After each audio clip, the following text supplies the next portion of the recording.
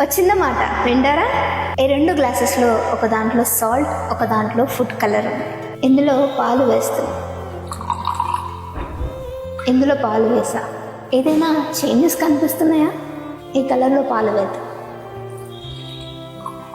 నువ్వు ఎన్ని పాలు వేసినా నీకు అర్థమైపోతుంది దీని డిఫరెన్స్ ఏంటి, ఇందులో ఏం మిక్స్ చేసాము అనేది. ఇప్పుడు ఈ రెండింటిలో డిఫరెన్స్ చెప్పండి. ఈ రెండింటిని చూస్తే నువ్వు చెప్పగలవు సంథింగ్ ఇందులో ఏదో మిక్స్ చేశారు, ఇది ఒరిజినల్ అని.